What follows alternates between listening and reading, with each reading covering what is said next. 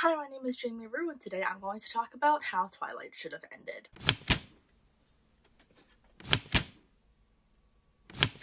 Okay, so this is going to be kind of a weird video. It's been a while since I filmed, so that's a factor. Secondarily, I'm not in my house right now. I'm in someone else's house, so like I don't have an actual backdrop, which is why this Taylor Swift blanket is my backdrop, because it's like the most suitable thing.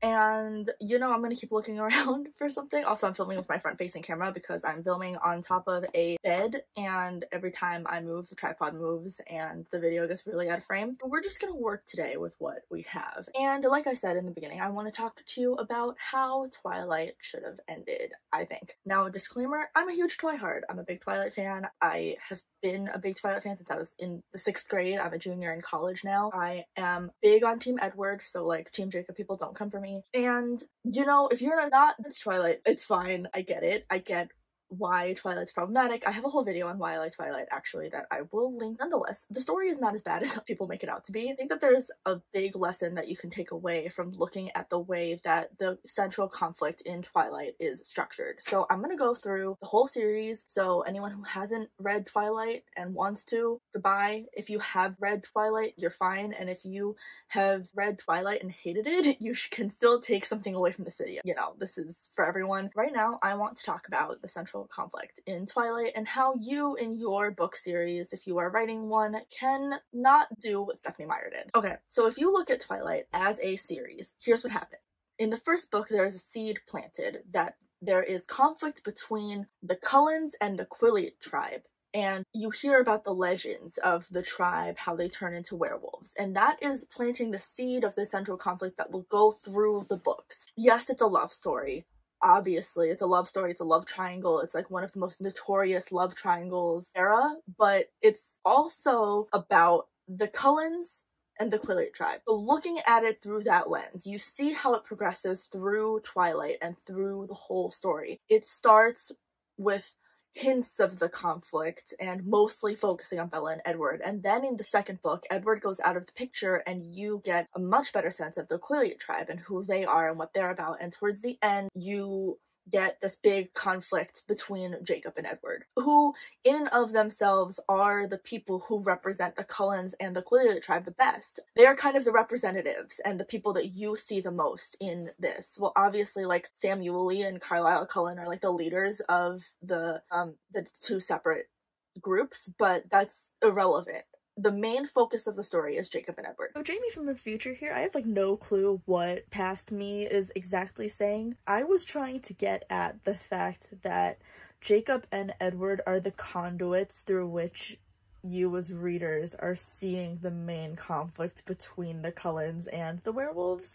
I don't know why those words didn't like come out of my mouth while I was filming this, but that's what I was trying to say. Like I said, this video is not going to be the best. It's been a while. Then in Eclipse, you get the werewolves and the Cullens have to work together to defend their town. It's a must thing. They're forced to work together. They're forced to see each other from a different perspective than the ones that they've been thinking of each other from. And then you get to the last book, and here's where I think a lot of stuff could have changed. In the last book, here's what happens. Bella and Edward get married, she gets pregnant, and Jacob finds out that the wolves want to kill Bella and her child before the child is born because they think that the child is going to be a threat to the town. And so Jacob breaks off from the pack and warns the Cullens and defends them, and a few other wolves join him, like 2 other wolves join him. And then, strangely enough, the baby is born. Jacob imprints on the baby, which is like the werewolf version of finding your soulmate or something, although they don't think of them romantically until they're fully grown, whatever. And then the wolves are just like, yeah, that's cool. We can't kill her now. We're not allowed to do that. That's against the law. So they back off. The whole second half of the book is like a showdown with the vampire lawmakers who were introduced in the second book. From a writing perspective, from a theme perspective, this is a very odd turn to take, because up until this point, the central conflict of these books has been about whether or not the Cullens and the wolves will be able to see each other for who they really are and be able to come to, if not a friendship, then an understanding. And Stephenie Meyer gets there, technically, but she gets there by a random rule that the wolves can't kill imprintees.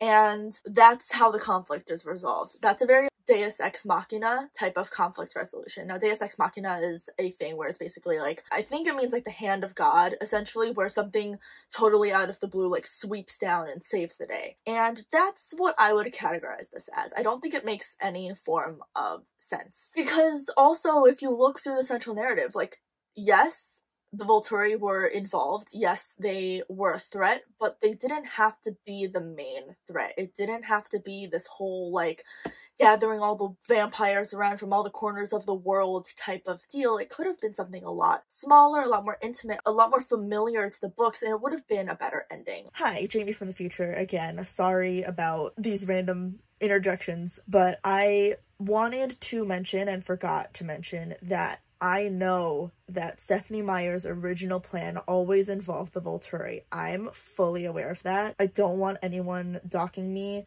there. I know that that was what she wanted to do, but I don't think she had to stick to her original plan. I don't think it was necessary, and I don't think her sticking to that plan ultimately led to the best story. So I'm going to suggest a better ending for the book and why I think it would have been a better ending. I think it would have been better if Jacob didn't imprint on Renesmee, if he had just learned to see the Cullens for who they were. At first, when Jacob broke off from his pack, he broke off because he wanted to defend Bella, who he was still in love with. And if he had been able to get over that and grow as a person more and understand that, one, just because you like a girl doesn't mean that she has to like you back, and two, maybe I can still be friends with these people even if they are technically my natural born enemies. Like, maybe we can come to an understanding. I think that would have been a much more fulfilling character arc for Jacob. I also think it would have made more sense for the story. And then what could have happened was the wolves plan to attack the Cullens because they have let this monstrosity come into the world. And the final climax of the book is this showdown between the wolves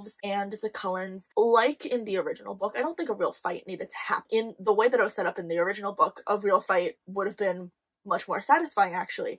But in this version, not having a real fight kind of makes sense because you've come to know these characters, you've come to like these characters, and to some extent, in the third book, they came to know and like each other as well. And so I think having this final showdown be between the Cullens and the wolves, and have a couple of the wolves have been won over just by coming to an understanding with the Cullens would have been much better thematically. So if you want to apply this to your own writing, if you're planning out a series, take a central conflict and weave it through the entirety of the series. This even works for like a smaller book. But I'm going to take a look at Harry Potter because just a lot of people have read it. So I'm sorry I keep using that series as a thing that I refer back to, but just a lot of people have read it, so it makes sense. So if you look at the Harry Potter series, in the first book, you get like an inkling that Voldemort exists. You know about him, you know he exists, and at the very end, he turns out to have been the threat. But that's not the focus of the first book. The focus of the first book is Harry and his friends, and they're trying to figure out this thing that doesn't really have anything to do with Voldemort. And then, as the series goes on, it slowly ramps up and up and up until you hit this climactic point in the last book where everything is fully resolved. And it has to do with the central conflict of the book, which is Voldemort. That makes sense. That's how a series should go. A series shouldn't resolve its main conflict in the middle of the last book and then the climax is about something completely different. That just doesn't make any sense. Stephenie Meyer, I'm so sorry, but it doesn't make sense. And again, I say that as a huge fan, but it doesn't work. I think that a solution like the one I proposed would just make more sense for the series. I also think that if you're writing a series, you should keep Twilight in mind as something that you shouldn't do, and maybe something more like Harry Potter in mind as something that you should. So this was my first video that I filmed in a really long time. I'm sorry if it's weird or like wonky, sorry about the framing. If you want to talk about Twilight or anything else in the comments, then I'm around. It might take a while for me to get back to you sometimes, but I will always respond to you eventually, and I will be back with another video soon. Alright, bye!